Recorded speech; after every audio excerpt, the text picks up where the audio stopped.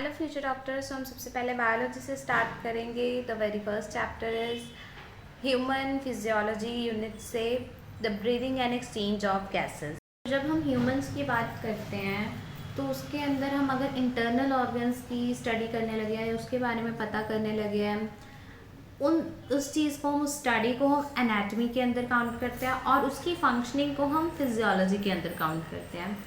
So we all know breathing and respiration, ये common terms है, but normal human being इसे consider करता है as a same. But breathing and respiration जो है वो बिल्कुल ही अलग टर्म्स होती हैं, बिकॉज जो ब्रीदिंग है वो गैसेस का एक्सचेंज होता है, वो फिजिकल एक्सचेंज ऑफ गैसेस है। बट जो रेस्पिरेशन होती है वो बायोलॉजिकल प्रोसेस है जिसके अंदर फूड की ऑक्सीडेशन होती है, जिससे एनर्जी प्रोड्यूस होती है। Respiratory organs they are meant for respiration. Organs जिनसे रेस्पिरेशन होती है उन्हें हम रेस्पिरेटरी ऑर्गन्स कहते हैं, नेम से पता लग रहा है। सो ये भी डिपेंड करता है अपॉन किस हैबिटेट में ऑर्गेनिज्म रह रहा है, कैसे लेवल ऑफ ऑर्गेनाइजेशन है उसका। जो लाइक लोअर इनवर्टिब्रेट्स होते हैं, लाइक स्पॉन्जेस, सीलेंट्रेट, प्लेटफॉर्म्स, वो अपने बॉडी सरफेस से ब्रीथ करते हैं, उनके पास कोई स्पेशलाइज स्ट्रक्चर नहीं होता, सिंपल डिफ्यूजन मेथड से वो लोग एक्सचेंज ऑफ गैसेस करते हैं। लाइक एनालिडास हो गए, एनालिडास के अंदर अर्थवॉर्म, वो अपनी स्किन के थ्रू रेस्पिरेशन करते हैं। वेस्कुलर थिन कर्टिकल स्किन होती है, इसलिए हम इन्हें क्यूटेनियस रेस्पिरेशन भी कहते हैं। और हमारे एक्वेटिक हो गए आर्थ्रोपोड्स वगैरह, लाइक प्रॉन्स और क्रस्टेशियंस, मोलस्कास, ये वेस्कुलराइज स्ट्रक्चर यूज़ करते हैं, कॉल्ड गिल्स, लाइक हमारे फिशेस वगैरह भी हो गए। और हम ह्यूमंस जो हैं वो वेस्कुलराइज बैग्स यूज़ करते हैं, कॉल्ड लंग्स, जिससे हम अपनी पल्मोनरी रेस्पिरेशन करते हैं। टेरेस्ट्रियल फॉर्म लाइक मैमल्स हो गए, रेप्टाइल, बर्ड्स, ये सारे पल्मोनरी रेस्पिरेशन करते हैं।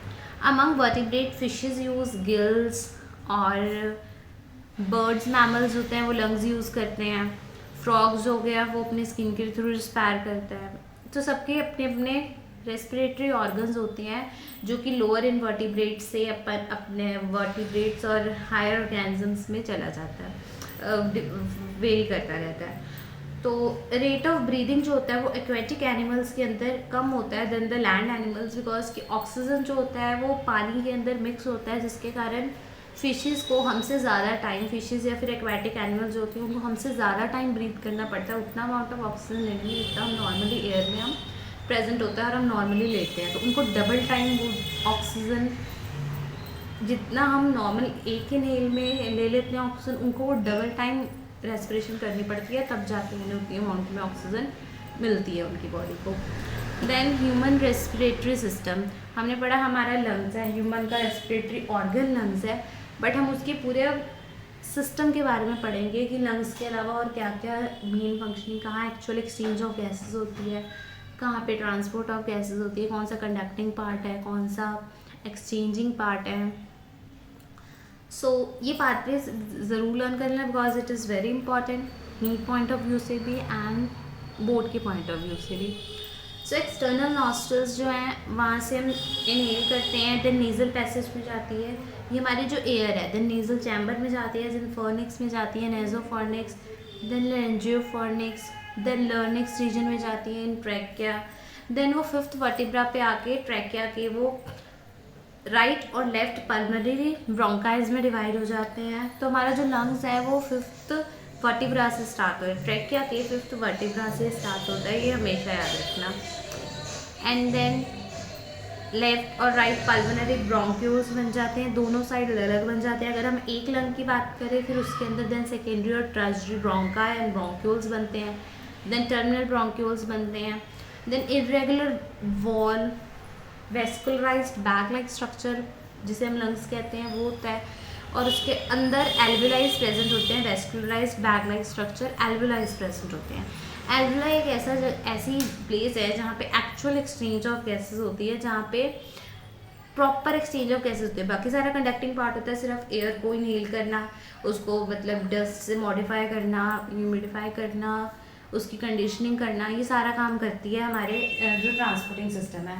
बट जो हमारे एल्वेलाई है वहाँ पे एक्चुअल एक्सचेंज ऑफ गैसेस होती है। जो अपना हमारा लर्निक्स होता है, लर्निक्स के अंदर कार्टिलेजियस बॉक्स का बना होता है जो साउंड प्रोडक्शन में हेल्प करता है, इसलिए इसे हम साउंड बॉक्स भी कहते हैं, जो बॉयज़ और गर्ल्स के अंदर वेरी करता है बिकॉज वोकल कोड्स प्रेजेंट होते हैं। जो वोकल कोड होते हैं ना, फॉल्स वोकल कोड भी होता है, ट्रू वोकल कोड भी होता है। जो फीमेल्स होती है उनके अंदर टेस्टोस्टेरोन ना होने के कारण उनकी हाई पिच होती है, एम्पलीट्यूड लो होता है, लाउडनेस लो होती है। और बॉयज़ के अंदर टेस्टोस्टेरोन प्रेजेंट होने के कारण उनकी वॉइस थिक होती है, पिच उनकी लो होती है और लाउडनेस उनकी आवाज़ में ज़्यादा होती है। सो हमारा लर्निक्स कार्टिलेजियस बॉक्स का बना होता है। इसके अंदर 3 पेयर्ड बोन होती है, 3 अनपेयर्ड होती है। ये बियॉन्ड एनसीईआरटी है बट फॉर नीड पर्पस है इम्पॉर्टेंट, PYQs है, इनसे बनते भी काफ़ी। सो मैं एक बार जस्ट बता देती हूँ। जो 3 अनपेयर्ड बोन्स होती है, epiglottis, thyroid cartilage, cricoid, and 3 paired bones होती है, आर्टेनॉइड्स, कॉरिकुलेट एंड क्यूनिकिफॉर्म।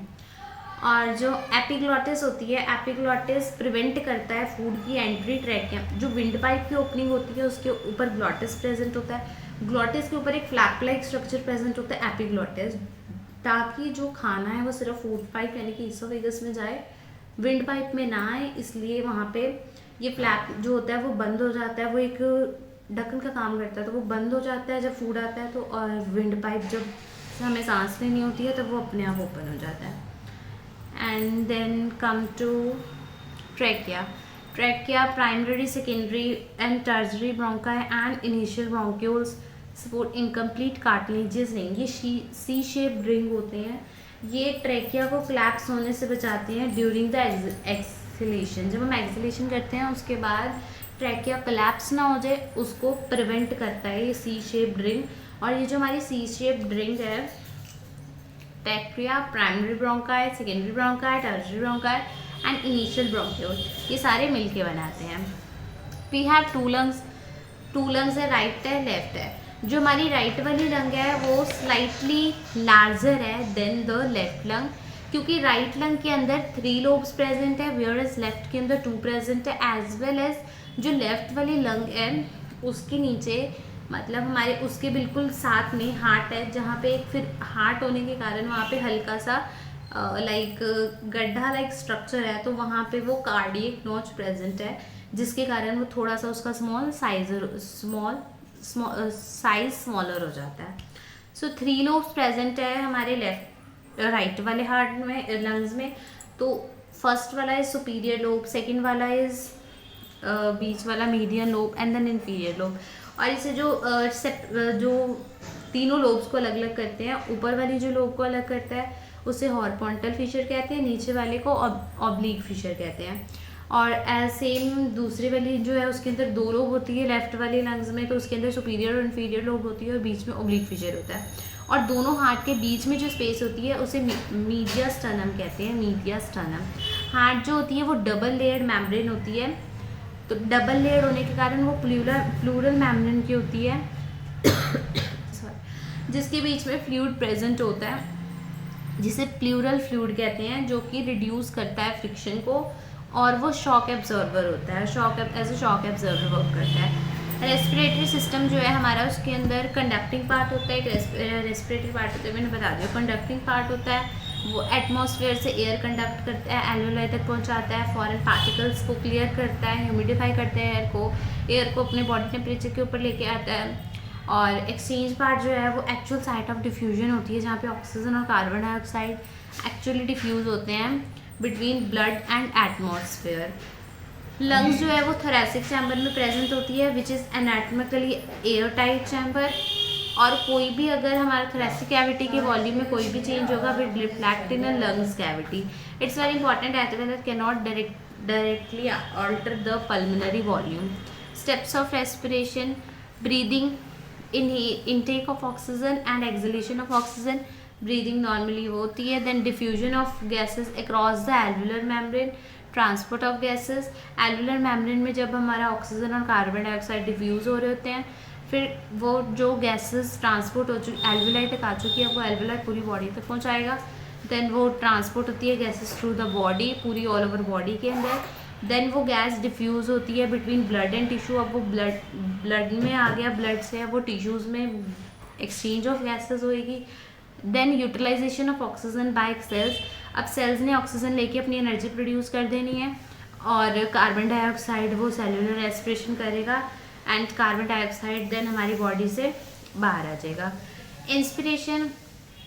इंस्पिरेशन के अंदर क्या होता है, एटमॉस्फेरिक एयर जो है हम इनहेल कर रहे हैं, एटमॉस्फेरिक एयर को हम अपनी बॉडी के अंदर लेके आ रहे हैं, तो there is a negative pressure in the lungs with respect to the atmospheric pressure, क्योंकि हमें पता है जो एयर है, पार्शियल प्रेशर ऑफ ऑक्सीजन अगर हमारा बाहर जो है ज़्यादा होएगा और अंदर कम होएगा, तब जो गैस है, gas will flow from the higher partial pressure to the region of the lower partial pressure. So partial pressure होता क्या है, presence of individual gas in the group of gases. So जब हमारा नेगेटिव प्रेशर ग्रेडियंट होगा with respect to atmospheric pressure, तब inspiration होएगी। On the other hand expiration होएगी जब हमारा बाहर वाला प्रेशर जो है वो ज़्यादा होएगा और अंदर वाला कम होएगा। में हमारी मसल्स भी वर्क करती है, मसल्स लाइक जो डायफ्राम की मसल्स होगी और EICM मतलब एक्सटर्नल इंटरकोस्टल मसल्स। तो एक्सटर्नल इंटरकोस्टल मसल्स और डायफ्राम की मसल्स दोनों का काम होता है, दे बोथ कॉन्ट्रैक्ट। देन जो डायफ्राम हो गया वो फ्लैटन हो गया, ये एंटीरियर पोस्टीरियर एक्सिस होगी।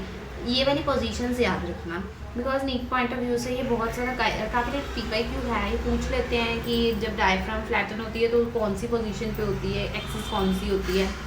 और कॉन्ट्रैक्ट हुआ, रिब्स आउटवर्ड गई, अपवर्ड गई, जिस कारण अंदर क्या स्पेस बनेगा। जब अंदर पार्शियल प्रेशर ज़्यादा होएगा तो वॉल्यूम मतलब हमें अंदर बढ़ाना है, तो रिब्स जब आउटवर्ड और अपवर्ड गई तो वो डॉर्सो वेंट्रल एक्सिस पे होगी, तो वॉल्यूम क्या होगा, थोरेसिक कैविटी का ऑब्वियसली इंक्रीज होएगा। और हमने पढ़ा था any change in the volume of thoracic cavity will lead to change in the volume of the pulmonary capacity.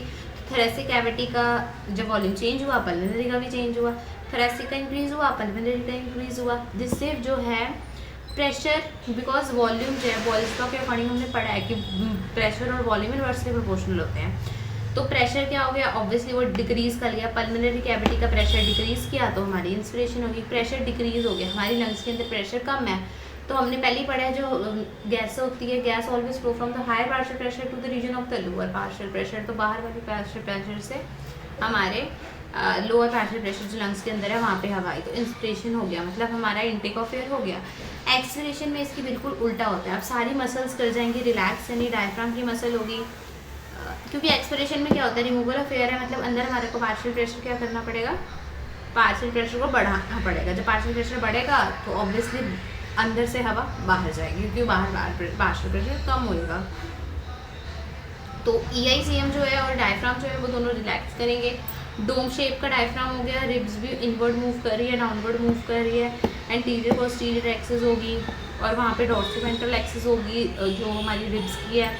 तो वॉल्यूम थोरेसिक कैविटी की डिक्रीज करेगी और volume of the pulmonary cavity also decreases, तो प्रेशर क्या हो गया, increase करेगा, जिससे एक्सलेशन हो गया, expulsion of air from the lungs.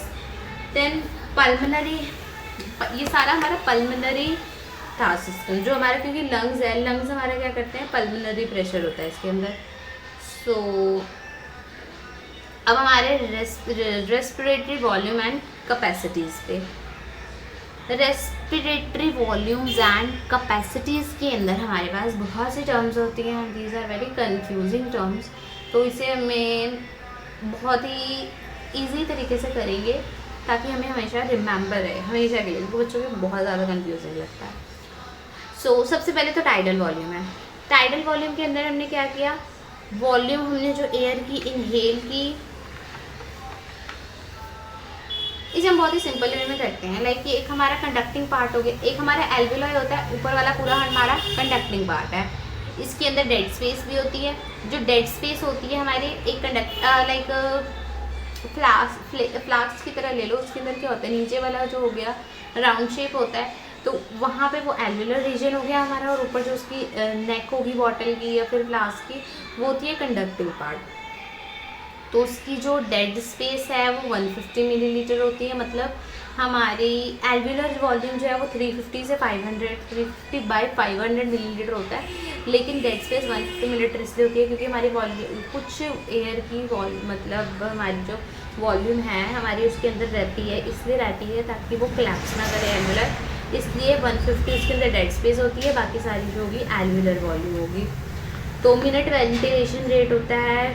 फिर हम जब हमें मिनट वेंटिलेशन रेट निकालना आएगा उसके अंदर 500 × 12, मतलब हम 1 मिनट में कितनी बार सांस ले पा रहे हैं, तो 500 × 12 कर देंगे तो वो 6000 to 8000 मिलीलीटर आ गया। वैसे टाइडल वॉल्यूम जो होता है वो वॉल्यूम ऑफ एयर जो हमने इंस्पायर किया या फिर एक्सपायर किया नॉर्मल रेस्पिरेशन के टाइम पे, वो अप्रॉक्सीमेटली 500 मिलीलीटर होता है। और हेल्दी मैन जो है वो एक्सपायर कर पाता है अप्रॉक्सीमेटली 6000 to 8000। तो ये 6000 to 8000 मिलीलीटर कैसे निकाला आपको पता लग गया ना, मतलब कि मिनट वेंटिलेशन रेट निकाला है, 500 को हमने 12 से मल्टीप्लाई किया है, उससे ही हमारे पास आया। Then inspiratory reserve volume. Inspiratory reserve volume मतलब एक्स्ट्रा वॉल्यूम जो हमने एयर की फोर्सफुली इनहेल की है, वो 250 से 2500 से 3000 यानी कि 2500 से 3000 मिलीलीटर तक भी हम कर सकते हैं, इतनी कैपेसिटी होती है।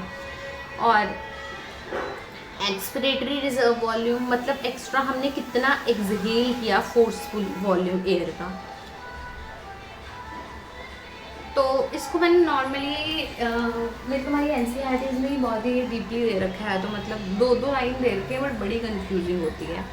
तो टाइडल वॉल्यूम सिर्फ इतना याद रखना है, टाइडल वॉल्यूम जो नॉर्मल सांस ले रहे हैं, इंस्पिरेटरी रिजर्व वॉल्यूम जिसमें हमने extra volume of air forcefully inhale किया, एक्सपिरेटरी रिजर्व वॉल्यूम जिसमें हमने एक्स्ट्रा वॉल्यूम एक्सहेल किया फोर्सफुली, रिजर्व वॉल्यूम जिसमें कुछ अमाउंट ऑफ वॉल्यूम जो है हमारे लंग्स में कुछ वॉल्यूम ऑफ एयर रिमेन रह जाता है, इवन हमने जब फोर्सफुली एक्सपायर कर दिया तब भी, वो 1100 से 1200 मिलीलीटर है। रीज़न इसका आता है कई बार बोर्ड्स में भी पूछा जाता है, तो रीज़न इसका ये होता है ताकि एल्वुलाई जो है एल्वुलाई इन्फ्लेटेड रहे, मतलब कि वो कॉन्ट्रैक्ट ना हो जाए। एंड इसके अलावा to ensure the exchange of gases take place all the time, हर टाइम सांस ले सके। ऑब्वियसली मतलब सांस नहीं लेगा, जब ऑक्सीजन नहीं पहुंचेगी, सांस नहीं लेगा तो वो कैसे, हाउ कुड ही और शी सर्वाइव। सो इसलिए to ensure the exchange of gases take place all the time and to keep the alveoli inflated, these are the reasons की रिजर्व वॉल्यूम जो है हमारे क्यों होती है लंग्स के अंदर, extra volume of air forcefully expire करने के बाद भी लंग्स के अंदर एक्स्ट्रा वॉल्यूम ऑफ एयर क्यों रहती है। देन इंस्पिरेटरी कैपेसिटी मतलब कितना हम होल्ड कर सकते हैं। तो हमारा इंस्पायर की कैपेसिटी मतलब टोटल हमने जितना अपने अंदर इनहेल किया एयर को, total volume of air that you can inhale, जिसके अंदर हम टाइडल वॉल्यूम हम नॉर्मल तो रेस्पायर कर ही रहे हैं, इसके अलावा हमने फोर्सफुली कितना एक्सपायर किया, ये हमारा टोटल आ गया। और एक्सपिरेटरी रिजर्व वॉल्यूम, हम एक्सपिरेटरी जो कैपेसिटी होती है, इंस्पिरेटरी कैपेसिटी और जो एक्सपिरेटरी कैपेसिटी होती है, एक्सपिरेटरी कैपेसिटी को रेस्पिरेटरी इंडेक्स भी बोला जाता है। तो डोंट फॉरगेट कि तुम पेपर में से गलत करके मत आना, अगर वहाँ पे रेस्पिरेटरी इंडेक्स पूछे वो उसका सिमिलर मीनिंग होता है एक्सपिरेटरी कैपेसिटी से। तो total volume of air that जो हमने एक्सहेल किया, मतलब कि टाइडल वॉल्यूम जो हमने नॉर्मल एक्सपायर किया ही है, इसके अलावा हमने फोर्सफुली जो एक्सपायर किया है मतलब कि inspiratory reserve volume. Then vital capacity, total volume of air that can be inhaled after the forceful expiration, total कितना वॉल्यूम ऑफ एयर हमने इनहेल किया फोर्सफुली एक्सपायर करने के बाद। हमने फोर्सफुली एक्सपायर जब कर दिया था तो हमारे लंग्स के अंदर रिजर्व वॉल्यूम हो रह गया था। अब रिजर्व वॉल्यूम रहने के बाद हम कितना और इनहेल कर पा रहे हैं, मतलब रिजर्व वॉल्यूम है हमारे पास, उसके अलावा हम कितना इनहेल कर पा रहे हैं। तो जो वाइटल कैपेसिटी होता है उसका फॉर्मूला क्या आ जाता है, उसके अंदर हमारा एक्सपिरेटरी रिजर्व वॉल्यूम भी आ जाता है, टाइडल वॉल्यूम भी आ जाता है और इंस्पिरेटरी रिजर्व वॉल्यूम भी आ जाता है। जो हमने पहले तीनों किए थे वो तीनों इसके अंदर आ जाते हैं। Functional residual capacity, total volume of air जो हमारे लंग्स के अंदर नॉर्मली एक्सपायर करने के बाद भी प्रेजेंट है। हमने मतलब एक्सपायर कर दिया, एक्सपिरेशन करी नॉर्मल इस बार फोर्सफुली नहीं की, पहले हमने फोर्सफुली एक्सपायर करने के बाद जो टोटल हमारी इनहेल करने के बाद हमारे प्रेजेंट था जो वाइटल कैपेसिटी में था। फंक्शनल के अंदर क्या है, हमने नॉर्मली एक्सपायर करने के बाद अब वॉल्यूम कितना बचा टोटल एयर का, मतलब इसके अंदर रिजर्व वॉल्यूम और एक्सपिरेटरी रिजर्व वॉल्यूम आ गया। टोटल लंग्स कैपेसिटी, मतलब हमारी लंग्स की कितनी कैपेसिटी है। टाइडल वॉल्यूम तो आएगा ही, हमने नॉर्मली किया या एक्सपायर किया। इसके अलावा इंस्पिरेटरी रिजर्व वॉल्यूम कितना ज़्यादा इनहेल कर सकते हैं, एक्सपिरेटरी रिजर्व वॉल्यूम कितना ज़्यादा एक्सहेल कर सकते हैं, प्लस रिजर्व वॉल्यूम। तो वाइटल कैपेसिटी हमने पढ़ा था, inspiratory reserve volume, tidal volume और एक्सपिरेटरी रिजर्व वॉल्यूम होता है। देन तो vital capacity plus reserve volume total lungs capacity होती है। जो स्पायरोमीटर होता है ना, मतलब हमारी जो लंग्स की कैपेसिटी को या लंग्स के वॉल्यूम को मेजर करता है, वो इंटरेस्टिंग फैक्ट बता रही हूँ, वो रिजर्व वॉल्यूम को, फंक्शनल रिजर्व कैपेसिटी और टोटल लंग्स कैपेसिटी इनको मेजर नहीं कर पाता, क्योंकि इसके अंदर रिजर्व वॉल्यूम इंक्लूडेड है। और रिजर्व वॉल्यूम जो होते हैं ना, वो हमारे वो डेड स्पेस में प्रेजेंट होता है। वो रिजर्व वॉल्यूम इतना होता है कि मतलब वो हमारे एल्वेओलाई के अंदर है, हम उसको मेजर नहीं कर सकते स्पायरोमीटर के through. Then the next topic is exchange of gases, मतलब हमारा गैसेस का एक्सचेंज कैसे होता है।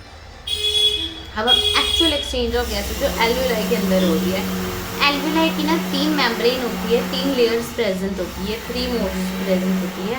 एक होती है thin squamous epithelium of alveoli, thin squamous epithelium of alveoli, and the second one is endothelium of alveolar epithelium, then basement substance between them। तो जो ये 3 मेम्ब्रेन है ना, डिफ्यूजन मेम्ब्रेन है, it's total thickness is less than 1 millimetre.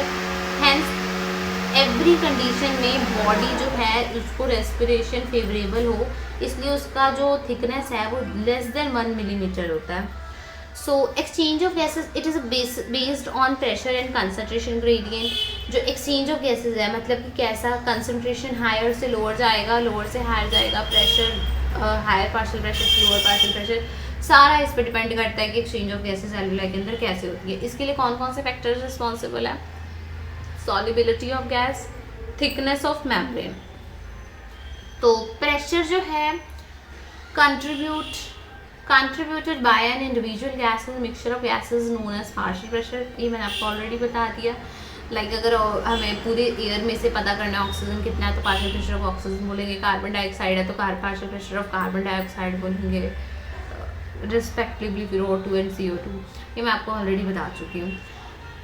तो हम exchange of gases करते हैं। पार्शियल प्रेशर जो है हमने ऑलरेडी इसके बारे में बात कर ली है। एटमॉस्फेरिक प्रेशर जो है ऑक्सीजन के अंदर 21% है, एटमॉस्फेरिक एयर ऑक्सीजन का 21% है, एटमॉस्फेयर में 21% ऑक्सीजन प्रेजेंट है, राइट। तो partial pressure of the atomic atmospheric gas at sea level वो 760 mm ऑफ Hg होता है। थोड़ा सा मैं NCERT प्लस बता रही हूँ, मतलब NCERT से बियॉन्ड बता रही हूँ। तो जो पार्शियल प्रेशर ऑक्सीजन का होता है इन एटमॉस्फेरिक एयर, अगर हमें वो पता करना है तो हम उसे 760 सी लेवल पे जितना प्रेशर ऑफ एटमॉस्फेरिक गैस होता है उसे 21% से मल्टीप्लाई कर देंगे तो हमारा पार्शियल प्रेशर ऑफ ऑक्सीजन आ जाएगा, जो 159 mm ऑफ Hg है। ये हमारा फर्दर अभी ऑलरेडी रेड की जो गैसेस होती हैं they always move from the higher partial pressure to the lower partial pressure. तो आपके NCERT में भी इसका एक डायग्राम होगा, जो मैंने पार्शियल प्रेशर ऑफ ऑक्सीजन बताया है अभी, जो हमारा आगे यूज़ होने वाला है वो 159 mm ऑफ Hg है, जो हम अगर 720 × 21% करें तो वो हमारा पूरी कैलकुलेशन करने के बाद 159 mm ऑफ Hg आएगा। ये मैं आपको पूरा बता चुकी हूँ कैसे आया, तो फर्दर तुम्हें कोई डाउट्स ना हो इस रिलेटेड, इसलिए मैंने बताया। सो एज कार्बन डाइऑक्साइड की जो सॉल्युबिलिटी है वो 20 से 25%, 20 से 25 टाइम्स ऑक्सीजन की सॉल्युबिलिटी से ज़्यादा होती है। इसका भी मैं रीज़न आगे बताऊँगी क्यों होती है और कैसे होती है। एज कि मैं ये लास्ट उसके लिए वीडियो बना रही हूँ कि तुम्हारा कि रिवीजन हो जाए और सिलेबस भी ना रहे, तो इसलिए हर लाइन हर डिटेल इसमें कवर नहीं हो पाएगी, बट NCERT पूरी कवर होएगी। इसके अलावा मैं एक्स्ट्रा जो है वो नहीं सारा करा पाऊँगी। If you want separate video आप कमेंट कर सकते हो, मैं इसकी पूरी होल जो वीडियो है जो एक्स्ट्रा NCERT प्लस मतलब कराना है जो वो उसकी सारी मैं आपको डिटेल में अगर चाहिए वीडियो तो यू कैन कमेंट, मैं तुम्हें फर्दर इसकी प्रॉपर डिटेल्स में करा सकती हूँ पूरा। सो जो सॉल्युबिलिटी है कार्बन डाइऑक्साइड की वो 20 से 25 टाइम्स मोर होती है देन ऑक्सीजन, क्योंकि जो कार्बन डाइऑक्साइड होता है वो टिश्यू से एल्वेलाई जाता है, ऑक्सीजन होता है वो एल्वेलाई से टिश्यू में आता है। तो and the amount of carbon dioxide that can diffuse through diffusion membrane per unit the difference in partial pressure वो मच हायर होता है देन ऑक्सीजन। इसके बारे में आगे अभी फर्दर पढ़ेंगे। सो ट्रांसपोर्ट ऑफ गैसेस ऑक्सीजन में कैसे होती है और कार्बन डाइऑक्साइड के अंदर कैसे होती है। ऑक्सीजन के अंदर क्या होता है, 97% जो है हीमोग्लोबिन, जो हमारा ऑक्सीजन है हमने पढ़ा कि वो एल्वेलाई से टिश्यूज़ के अंदर जाता है, उसकी डायरेक्शन ही होती है। तो ऑक्सीजन की ट्रांसपोर्टेशन होती है प्लाज्मा के थ्रू भी होती है और हीमोग्लोबिन यानी कि रेड ब्लड सेल के भी थ्रू होती है। तो प्लाज्मा के थ्रू होती है 3% ऑक्सीजन, जो प्लाज्मा के अंदर डिज़ोल्व हो जाता है, डिज़ोल्व फॉर्म में ऑक्सीजन जाता है प्लाज्मा के थ्रू, वो 3% जाता है। और जो आरबीसी के साथ बाइंड होती है वो 97% होती है। जब हीमोग्लोबिन आरबीसी के साथ बाइंड होते हैं they form oxy haemoglobins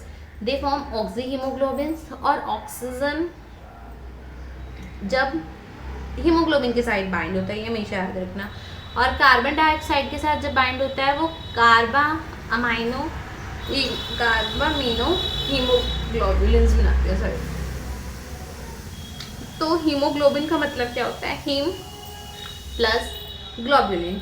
haem मतलब क्या होता है, ऑक्सीजन बाइंड्स विद, और हीमोग्लोबिन ग्लोबुलिन मतलब कि वो उसका 4 डिग्री स्ट्रक्चर है, मतलब इसमें अल्फा 2 बीटा 2 प्रेजेंट होता है, 4 हीम ग्रुप्स प्रेजेंट होते हैं। हीम मतलब कि आयरन कंटेनिंग ग्रुप्स प्रेजेंट होते हैं, इसलिए इसे हम हीमोग्लोबिन बोलते हैं।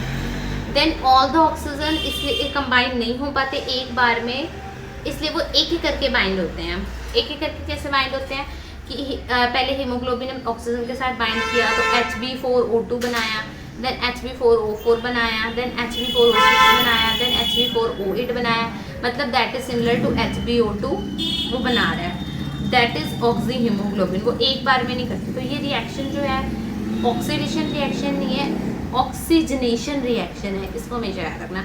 ये जो स्टेप बाय स्टेप हो रही है 1 by 1 ऑक्सीजन बाइंड कर रहा है, एक बार में नहीं कर रहा, ऑक्सीडेशन नहीं हो रही, यहाँ पे ऑक्सीजनेशन हो रही है। तो एसोसिएशन जो है ऑक्सीजन की वो एल्वेलाई के अंदर हो रही है हीमोग्लोबिन के साथ। जो एडल्ट्स के अंदर होती है वो अल्फा 2 बीटा 2 हीमोग्लोबिन बनाते हैं, वो HbA बनाते हैं, और फीटल हीमोग्लोबिन जो होती है वो अल्फा 2 गामा 2 बनाती है, HbF बनाती है। तो अफिनिटी जो है, affinity of HbF for oxygen वो ज़्यादा होती है देन एडल्ट्स के लिए। आफ्टर बर्थ जो है वो जो फीटल वाला हीमोग्लोबिन है वो रिप्लेस हो जाता है by adult haemoglobin, after the birth वो रिप्लेस हो जाता है। Then factor responsible for binding of, even थोड़ा सा आपको एक्स्ट्रा में बता दिया, वैसे NCERT में है बट इतना डीपली नहीं है। Oxygen binds with the haemoglobin to form oxy haemoglobin, हमने कर लिया, रिवर्सिबल रिएक्शन है, ऑक्सीजनेशन रिएक्शन है। Then each haemoglobin carries 4 oxygen molecule, 4 oxygen molecule carry कर रहे हैं, क्योंकि वो एक बार में नहीं बाइंड कर पा रहे, एक शिफ्ट कर रहे हैं, पर 4 ऑक्सीजन मॉलिक्यूल्स कैरी कर रहे हैं। Factor responsible binding of haemoglobin with oxygen, उसके फैक्टर्स कौन कौन से रिस्पॉन्सिबल है, ये हम ऑक्सीजन हीमोग्लोबिन डिसोसिएशन कर्व के अंदर करते हैं। लाइक हम एक कर्व बनाते हैं, मैं आपको ड्रॉ करके दिखाती हूँ, मेरे पास इसमें पेंसिल अवेलेबल है, तो मैं आपको यहाँ पे कर्व ड्रॉ करके बताती हूँ जो आपकी है NCERT के अंदर। कहाँ करूँ, यहाँ पे कर देती हूँ। सी, ये हमारा ग्राफ है, इसके अंदर यहाँ पे आता है percent of saturation of haemoglobin, and यहाँ पे आता है पार्शियल प्रेशर। इस जगह पे हम पार्शियल प्रेशर को ले लेते हैं, तो पार्शियल प्रेशर ऑफ ऑक्सीजन का लेते हैं हम O2 का, ठीक है। तो लेट मी जूम, यार ड्रॉ करना मुश्किल हो, हाँ। तो यहाँ पे एक होता है हमारा नॉर्मल कर्व, इसके अंदर हमारे पास आएंगी 3 लाइनें आएंगी। एक होगी ये, पेन चेंज करके बनाती हूँ, ये होगी दूसरी, ये होगी तीसरी, ये तीनों एक जगह से ही आ रही है कर्व। और इसके अंदर होता क्या है, ये वाला जो है ये इधर को शिफ्ट किया, ये इधर को शिफ्ट कर रहा है और ये इधर को शिफ्ट कर रहा है। ये वाली साइड होगी हमारी जो शिफ्ट कर रही है लेफ्ट साइड को, ये वाली राइट साइड को। मैं लेफ्ट राइट करके बताऊंगी कहाँ पे कौन से चेंजेस आएंगे। तो पार्शियल प्रेशर जो यहाँ पे होगा, एक जगह पे हमारा होगा, मैं एक बार ड्रॉ कर लूँ इसे,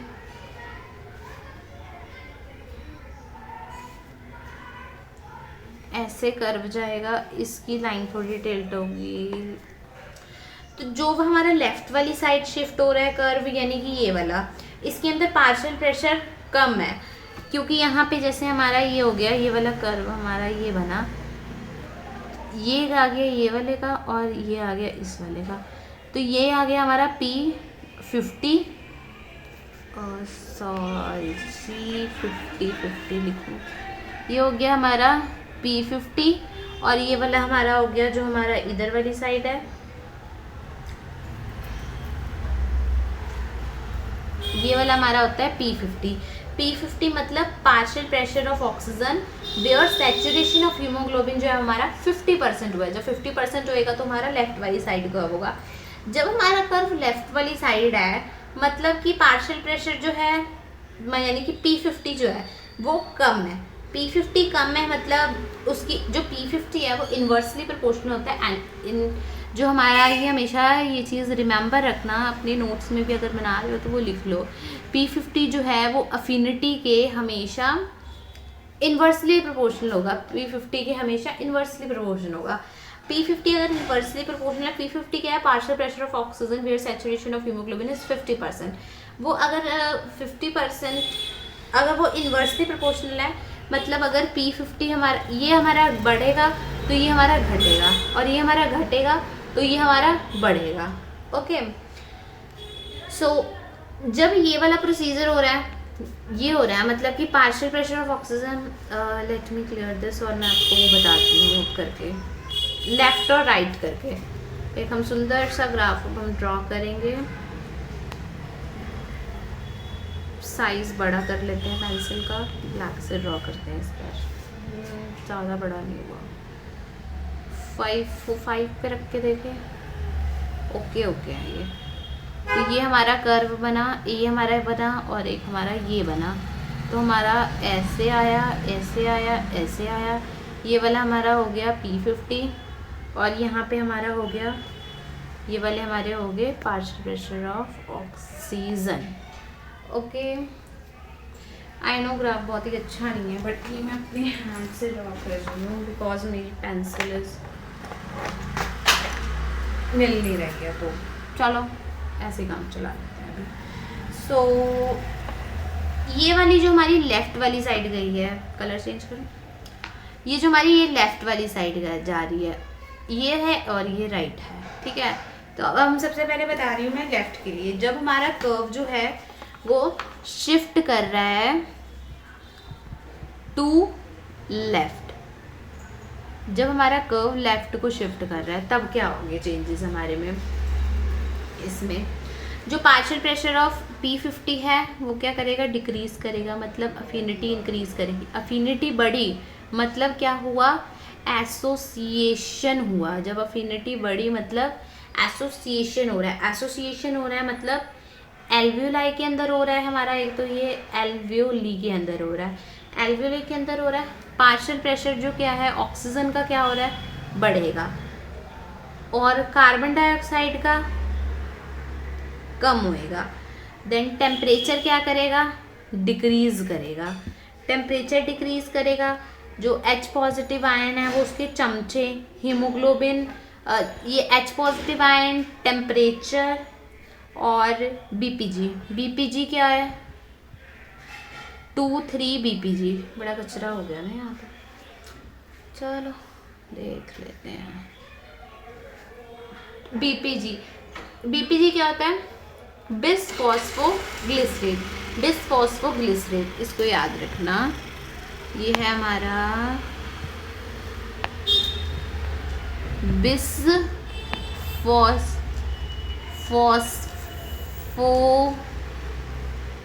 GLYSERATE बिसफॉस्फोग्लिसरेट। ये हमारा याद रखना, ये क्या है 2,3-BPG। हमने अभी करे हैं 3 चमचे। 3 चमचे कौन से? 3 चमचे हैं हमारे H positive ion, temperature and BPG। ये तीनों जो है एक साथ होएगा, जो होएगा एक साथ कम होंगे एसोसिएशन के अंदर, और एसोसिएशन के अंदर डिसोसिएशन कर्व के अंदर एक साथ ये तीनों बढ़ेंगे। जो हमने अभी सारा किया है, अभी जो हमने एसोसिएशन के अंदर किया उसके बिल्कुल ऑपोजिट होएगा डिसोसिएशन कर्व के अंदर। जब हम राइट की साइड शिफ्ट करेंगे, P50 भी हमारा वो होएगा, इंक्रीज हो जाएगा, अफिनिटी कम हो गई और पार्शियल प्रेशर ऑफ ऑक्सीजन कम हो गया, कार्बन डाइऑक्साइड का बढ़ गया।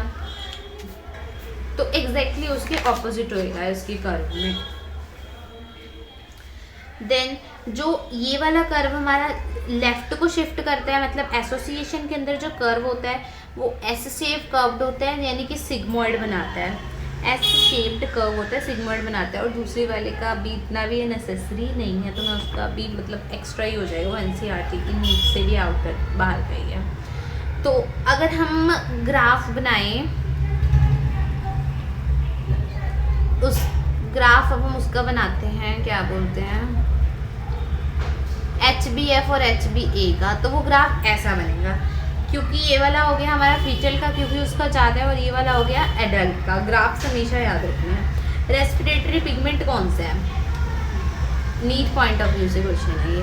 रेस्पिरेटरी पिगमेंट कौन सा होता है? रेस्पिरेटरी पिगमेंट होता है, आंसर करना कमेंट्स में, ओके। मैं एक एक रिप्लाई करूँगी। ये क्वेश्चन आपके लिए कि रेस्पिरेटरी पिगमेंट कौन सा होता है। तो अब आते हैं हम रेस्पिरेटरी पिगमेंट, आपके लिए क्वेश्चन है। देन अमाउंट ऑफ हीमोग्लोबिन जो है 100 मिलीलीटर ऑफ ब्लड में कितना होता है? NCERT। इस वीडियो के बाद you all will go and अपनी NCERT को थॉरो रिवीजन करोगे, उसकी एक बार अच्छे से पूरी रीड करोगे। तो कुछ क्वेश्चंस मैंने आपको दिए हैं, 2 क्वेश्चंस दिए हैं आपको मैंने। एक रेस्पिरेटरी एक दिया है मैंने आपको, 2 क्वेश्चंस दिए हैं मैंने आपको। एक दिया रेस्पिरेटरी पिगमेंट के ऊपर, एंड दूसरा इज अमाउंट ऑफ हीमोग्लोबिन, जो 100 मिलीलीटर ब्लड में कितना अमाउंट ऑफ हीमोग्लोबिन कंटेन करता है। तो इससे रिलेटेड मैं आपको एक कमेंट बॉक्स में क्वेश्चन भी डालूंगी। जब तुम ये दोनों क्वेश्चन सॉल्व कर लोगे, देन मैं आपको इससे रिलेटेड एक क्वेश्चन डालूंगी, एक न्यूमेरिकल टाइप, जो कि तुम्हें आगे जाके काम आएगा। ओके गाइस, सो अब हमारा रेस्पिरेट ट्रांसपोर्ट ऑफ ऑक्सीजन का हो गया ख़त्म, और कार्बन डाइऑक्साइड का भी रहता है। हम ऑक्सीजन एक बार अच्छे से पढ़ लेते हैं पहले। तो factor responsible binding of haemoglobin with oxygen, factor कौन सा रिस्पॉन्सिबल है? PO2, PCO2 हमने वो सारे कर लिए, कैसे रिस्पॉन्सिबल है। हाइड्रोजन आयन, कंसंट्रेशन, टेम्परेचर, ये सारे। तो हमने जैसे पढ़ा कि मतलब जब हमारा लेफ्ट की तरफ शिफ्ट करेगा कर्व, तो एसोसिएशन होगा मतलब अफिनिटी इंक्रीज, ए की मतलब शेयरिंग होगी, अफिनिटी इंक्रीज करी मतलब partial pressure of oxygen increase करेगा, और एल्वुलाई के अंदर होगा। इसमें ट्रिपल ए आ रहा है, ट्रिपल ए मतलब अफिनिटी बढ़ रही है, एसोसिएशन हो रहा है, एल्वुलाई के अंदर हो रहा है, मतलब अफिनिटी बढ़ी, क्योंकि ट्रिपल ए है, ए की ज़्यादा वो है पावर है, अफिनिटी बढ़ जाएगी। उसको अपना उसके फ्रेंड्स मिल गए तो उसका कॉन्फिडेंस बढ़ जाएगा।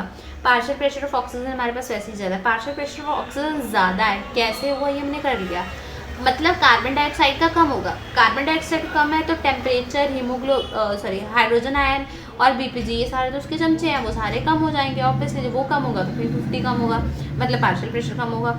तो एग्जैक्टली उसके अंदर जब वो राइट साइड में शिफ्ट करेगा, वो डिसोसिएशन कम हो गया, वो टिश्यूज के अंदर हो रहा है, अफिनिटी इसलिए कम हो जाएगी, क्योंकि उससे उसको फ्रेंड्स नहीं मिले, कॉन्फिडेंस लो हो गया, पार्शियल प्रेशर ऑफ ऑक्सीजन कम हो गया, और बाकी पार्शियल प्रेशर ऑफ ऑक्सीजन बढ़ रहा है, कार्बन डाइऑक्साइड बढ़ रहा है, मतलब टेम्परेचर बढ़ रहा है, हाइड्रोजन आयन बढ़ रहा है, BPG बढ़ रहा है, देन P50 भी इंक्रीज हो रहा है। तो ये सारे हमने partial pressure of oxygen, carbon dioxide, hydrogen ion और टेम्परेचर कैसे डिपेंड कर रहे हैं हमने बहुत डीपली आपको बता दिया। देन ऑक्सीजन डिसोसिएशन कर्व जो है वो सिग्मॉइड शेप का होता है, मतलब कि सिग्मॉइड शेप का होता है, एस शेप्ड होता है, सिग्मॉइड शेप का होता है, मतलब कि एस शेप का होता है, वो हमने देख लिया। एस शेप कैसे होता है, ऐसे कर्व बनाते हैं, तो ऐसे ये वाला कौन सा होगी, एस शेप हो गया। देन ग्राफ बिटवीन, जिसमें हमने percent saturation of haemoglobin oxygen against हमने कर लिया with against haemoglobin of oxygen against oxygen. Then favourable factor, favourable for formation of oxy haemoglobin. Oxy haemoglobin बनाने के लिए कौन से फैक्टर्स होते हैं, एल्वुलाई के अंदर, in alveoli high partial pressure of oxygen ज़्यादा होना चाहिए, कार्बन डाइऑक्साइड कम होना चाहिए, लेस टेम्परेचर, लेस हाइड्रोजन, वो हो गया, कर लिया हमने। And factor responsible breaking of HbO2, उसके लिए भी हमने किया है। टिश्यूज़ के अंदर, इन टिश्यूज़ के अंदर पार्शियल प्रेशर ऑफ ऑक्सीजन कम होना चाहिए, कार्बन डाइऑक्साइड, ये सारा हमने कर लिया। सो एवरी 100 मिलीलीटर ऑफ जो ऑक्सीजनेटेड ब्लड है वो around 5 millilitre of oxygen deliver करता है टिश्यू को। तो रिमेंबर दिस, ये बहुत ही इम्पॉर्टेंट पॉइंट है, बहुत ही इम्पॉर्टेंट पॉइंट है, इसको हम हाईलाइट कर लेंगे कि एवरी, सॉरी ये तो सारा ही हाईलाइट हो गया अगेन। तो every 100 millilitre, every 100 millilitre of oxygen, every 100 millilitre of जो ऑक्सीजनेटेड ब्लड है वो around 5 millilitre of oxygen tissues को डिलीवर कर रहा है, वो टिश्यूज़ को डिलीवर कर रहा है। Then transport of carbon dioxide, carbon dioxide के अंदर वो 4 मिलीलीटर हो जाएगा। Every 100 millilitre of oxygenated blood delivers approximately 4 millilitre of carbon dioxide to alveoli. तो ट्रांसपोर्ट ऑफ कार्बन डाइऑक्साइड कैसे होता है, कार्बन डाइऑक्साइड जो होता है वो टिश्यूज से एल्वुलाई में जाता है, क्योंकि उसने तो अब लंग्स से एक्सेल आउट होना होता है, तो वो एल्वुलाई के अंदर आता है। जो कार्बन डाइऑक्साइड की सॉल्युबिलिटी होती है वो हमने कर लिया 20 से 25% जो होता है वो मोर होती है देन ऑक्सीजन। डिजॉल्व फॉर्म में वो प्लाज्मा के साथ भी वो हो सकता है कंबाइन, और हीमोग्लोबिन के साथ भी होता है, बाइकार्बोनेट्स के साथ भी होता है। इसमें सबसे ज़्यादा बाइकार्बोनेट्स के साथ होता है, दैट इज़ 70%, और आरबीसी के साथ 23% अप्रॉक्सीमेटली लगा के चलो, एवरेज 20 से 25% का, एंड प्लाज्मा में 7%। हीमोग्लोबिन जो है जब वो कार्बन डाइऑक्साइड के साथ बाइंड करते हैं तो वो कार्बामीनो हीमोग्लोबिन बनाते हैं, कार्बामीनो हीमोग्लोबिन। और जब कार्बन डाइऑक्साइड जो है वो वाटर के साथ अगर ऐड होते हैं तो वो बनाते हैं कार्बोनिक एनहाइड्रेज, जो कि रिएक्शन को फास्टेस्ट कर देते हैं। तो कार्बोनिक एनहाइड्राइज जो है वो आरबीसी के अंदर फास्टेस्ट एंजाइम है, तो इसलिए वो आरबीसी के अंदर रिएक्शन फास्टर होती है देन प्लाज्मा, क्योंकि वो carbon dioxide red blood cells के अंदर कार्बोनिक एनहाइड्रेज प्रेजेंट होता है इनसाइड द आरबीसी। तो इसके अंदर रिएक्शन ऐसी होती है कि कार्बन डाइऑक्साइड वाटर के साथ मिला, जब कार्बन डाइऑक्साइड वाटर के साथ मिला तो हमें पता है उसने कार्बोनिक एनहाइड्रेज बनाया, रिएक्शन फास्टेस्ट होगी, H2CO3 बन गया, CO2 प्लस H2O बनाता है H2CO3, देन वो उसके अंदर फिर देन फर्दर रिएक्शन होगी, HCO3 नेगेटिव बना रहा है प्लस H पॉजिटिव बना रहा है। ये बहुत ही ज़्यादा ना, मतलब इसको प्रॉपर डीपली रिएक्शन कराने वाली होती है तुम्हें, बट इतना है नहीं फिलहाल। NCERT में भी सिर्फ ये रिएक्शन गिवन है, तुम्हें पूरा फ्लो चार्ट के थ्रू में, अगर आपको इसमें डिटेल्ड में चाहिए इसकी वीडियो तो मैं आपको वो पोस्ट कर सकती हूँ, तो उसके लिए आप मुझे जस्ट एक बार कमेंट कर देना, तो मैं उसकी डिटेल वीडियो बना के आपको पोस्ट कर दूँगी, अच्छे से एक्सप्लेन कर दूँगी कि कार्बन डाइऑक्साइड कहाँ जाता है, ब्लड और प्लाज्मा का क्या रोल होता है, क्या अंदर जाता है, क्या बाहर आता है, रिवर्स क्लोरीन शिफ्ट क्या होता है, हेल्डेन इफेक्ट क्या होता है, मतलब ओवर इफेक्ट क्या होता है। ये सारा ना NCERT के बियॉन्ड है, बट मैं नीट वालों को भी वैसे तो यही रेकमेंड करती हूँ भाई, पहले सबसे पहले तो NCERT को फुली अच्छे से लर्न कर लो, NCERT अच्छे से आनी चाहिए, उसके बाद तुम एक्स्ट्रा किसी चीज़ में हाथ लगाओ। और वैसे भी अभी लास्ट का टाइम रह गया और सारा सिलेबस कवर कराना है, सो मैं इतना डीपली नहीं कराऊंगी। इफ़ यू वांट की डिटेल एक्सप्लेनेशन चाहिए तो मैं इसकी वीडियो पोस्ट कर दूँगी, if you will comment, otherwise तो नीड नहीं है। ओके, तो अब फिलहाल के लिए तो फिर ये रिएक्शन एज इट इज़ ही लर्न कर लो कि कार्बोनिक एसिड जो कार्बन डाइऑक्साइड है हाइड्रोजन के साथ कार्बन डाइऑक्साइड वाटर के साथ ऐड होता है, कार्बोनिक एनहाइड्रेट्स बनाता है, H2CO3 बनाता है, कार्बोनिक एनहाइड्रेट्स बना, देन अगेन फिर H3 बना और ये H पॉजिटिव बना। तो इस तरीके से बस, बाकी इसके अंदर बफर वगैरह मैं अभी नहीं कराऊंगी आपको। सो इतना रिमेंबर कर लो, बाकी हम एक बार पढ़ लेते हैं। कंडीशंस हमने पढ़ ली है इसकी कि जब condition for formation of the carbamino haemoglobin हमने पढ़ ली है, हाई PCO2 होना चाहिए और लेस PCO2 इन टिश्यूज होना चाहिए, और डिसोसिएशन ऑफ कार्बा हीमोग्लोबिन के अंदर भी लेस PCO2 होना चाहिए, हाई ऑक्सीजन एल्वुलाई होना चाहिए। मतलब कंडीशंस ये सारी जो है, जो हमने ट्रांसपोर्ट ऑफ ऑक्सीजन के अंदर पढ़ी है, उससे बिल्कुल ऑपोजिट हो जाती है conditions in transport of carbon dioxide. RBC contain a very high concentration of enzyme, carbonic anhydrase and a small quantity of plasma too. Hence the following reaction takes place. तो at tissues reaction forward in right direction and at alveoli वो reverse opposite direction में होती है। ये वाली same reaction जो tissue level पे हो रही है जब, तब वो ये सीधी रिएक्शन हो रही है, और ये रिवर्सिबल रिएक्शन है, इसलिए वो जब एल्वेलाई के अंदर हो रही है रिएक्शन, तो ये बिल्कुल ही रिएक्शन पूरी बस रिवर्स कर जाती है और कुछ नहीं होता। तो every 100 millilitre of the deoxygenated blood 4 millilitre of carbon dioxide, ये हमने ऑलरेडी कर लिया, कार्बन डाइऑक्साइड एल्वेलाई को डिलीवर करते हैं। By the way sorry guys, आज वीडियो अपलोड करने में थोड़ा लेट हो गया बिकॉज सिटी यूनिवर्सिटी मुझे विजिट करना था किसी काम से, तो आई वाज देयर, सो मैं वीडियो अपलोड नहीं कर पाई। सो कल से थोड़ा जल्दी अपलोड कर दिया करूँगी। ओके, सो हम क्या कर रहे थे, next topic is regulation of the respiration. जो हमारा रेस्पिरेशन है ना, वो रेगुलेट करता है हमारा सारा सिस्टम जो है इसका, हमारा न्यूरल सिस्टम सारा रेगुलेशन हमारा रेस्पिरेशन का परफॉर्म करता है। तो हम उसे अभी डिटेल में करने लगे हैं, कैसे रिस्पॉन्स करता है, किस किस हॉर्मोन्स वगैरह और कौन कौन से सेंटर्स हमारे ब्रेन के, सारा कैसे कैसे काम होता है। जो रेगुलेट करता है ना हमारे ब्रीदिंग रेट, जो रेगुलेशन ऑफ ब्रीदिंग होता है, मतलब कि हमारी ब्रीदिंग के रेट डेप्थ को रेगुलेट करना। मतलब हम एक होती है शैलो, एक होती है डीप। शैलो मतलब हम फास्ट ब्रीथ करते हैं, जब डीप मतलब स्लो ब्रीथ करते हैं। एडल्ट्स जो होते हैं वो 12 से 16 टाइम्स पर मिनट ब्रीथ करते हैं। इन्फेंट रेट कितना होता है, 44 टाइम्स पर मिनट होता है ब्रीदिंग रेट। तो क्वाइट नॉर्मल ब्रीदिंग वो जो होती है, जो हमने नॉर्मली ब्रीथ करना है, वो तो इनवॉलेंट्री होती है, और जो हम लंबी सांस लेते हैं like that is voluntary movement होती है वो। तो इसकी रेगुलेशन कैसे होती है, इसके अंदर एक होता है RRC means respiratory rhythm centre. इसको हमने हम ये रहा, सॉरी गाइस थोड़ा सा इंटरप्ट हो गया। हाँ, तो RRC जो है हमारा रेस्पिरेटरी रिदम सेंटर, ये मेड्यूला के अंदर होता है और ये हमारा मेजर सेंटर है। मतलब ये हमारा नीमोटॉक्सिक सेंटर और कीमोसेंसिटिव एरिया दोनों में ये फंक्शन करता है। तो ये हमारा कौन सा हो गया, मेड्यूला रीजन में होता है, रिस्पॉन्सिबल होता है रेगुलेशन के लिए। और ये वाला हमारा जो होता है ये मेजर होता है, मेजर सेंटर। दूसरा होता है हमारा नीमोसेक्टिक सेंटर। नीमोटॉक्सिक सेंटर के अंदर होता है, ये हमारा पोन्स रीजन में होता है ब्रेन के।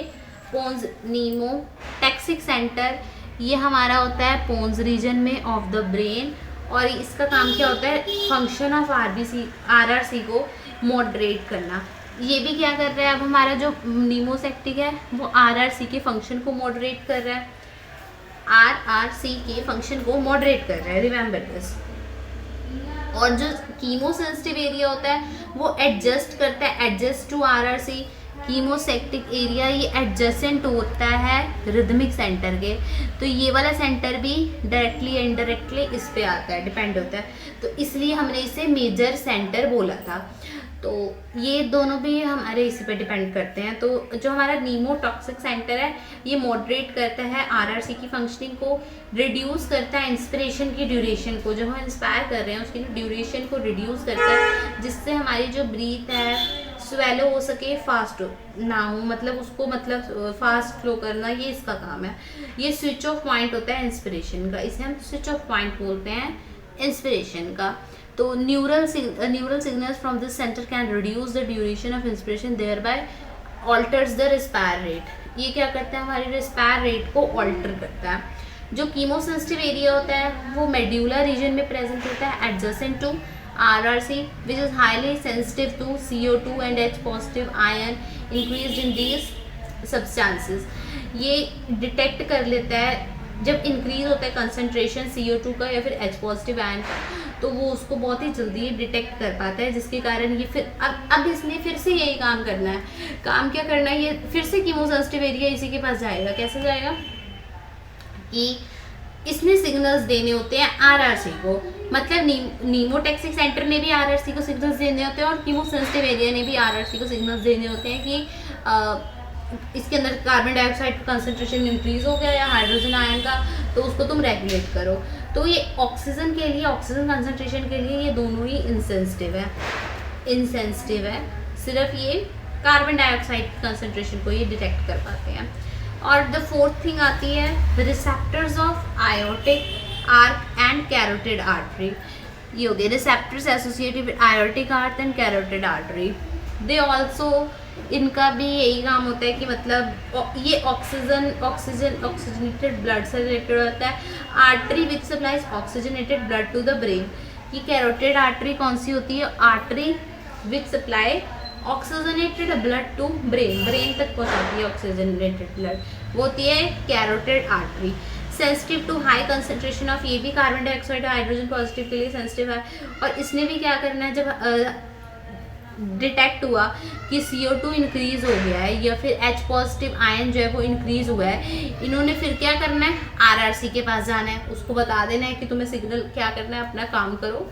सिग्नल डिटेक्ट कर लिए हैं तो वो उसको क्या करता है, रिमीडियल एक्शन के लिए सिग्नल्स पहुंचा देता है।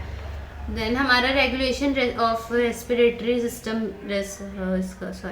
रेगुलेशन ऑफ रेस्पिरेशन भी हो गया। देन हमारा लास्ट एंड फोरमोस्ट टॉपिक जो हमारा, इससे हमारा PYQ 2025 इस ईयर भी इसमें से क्वेश्चंस आए हैं। तो ये बहुत ही इम्पॉर्टेंट टॉपिक है, तो इसे बहुत अच्छे से ध्यान से कर लेना, क्योंकि इसमें बहुत ज़्यादा मतलब ना कंफ्यूजिंग टर्म्स होती है।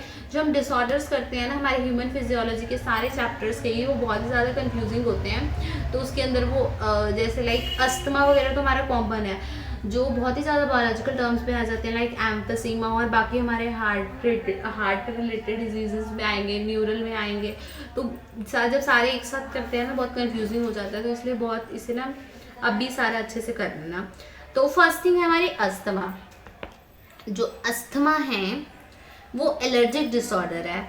This is allergic disorder. इससे क्या होता है, एलर्जेंस जो होते हैं, जो कि मास्ट सेल होते हैं, हिस्टामाइन, NCERT++ थोड़ा बता रही हूँ, मतलब एक्स्ट्रा मैं बता रही हूँ ताकि तुम्हें बहुत ही इजीली लर्न रहे।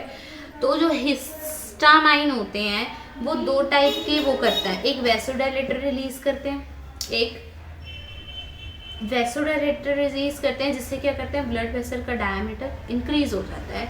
एक ब्रोंकियो कॉन्स्ट्रिक्टर इंक्रीज करते हैं। कॉन्स्ट्रिक्टर है मतलब कंस्ट्रिक्ट कर देगा ब्रोंक्यूल्स को, तो उससे क्या होगा, ब्रीदिंग में प्रॉब्लम आई, मतलब वीजिंग होएगी, जिससे क्या कहते हैं हम, अस्थमा। तो इन्फ्लेमेशन ऑफ ब्रोंकियल और ब्रोंक्यूल्स, तो इससे क्या होता है, मतलब इस डिजीज़, मतलब ये डिजीज़ मेनली क्या होता है, यहाँ पे नॉर्मली इतना बताया है कि हमारे को ब्रीदिंग में डिफिकल्टी आती है, जिससे हमें वीजिंग होती है। होता क्यों है, क्योंकि इसके अंदर इन्फ्लेमेशन हो जाती है ब्रोंका या फिर ब्रोंक्यूल्स के अंदर।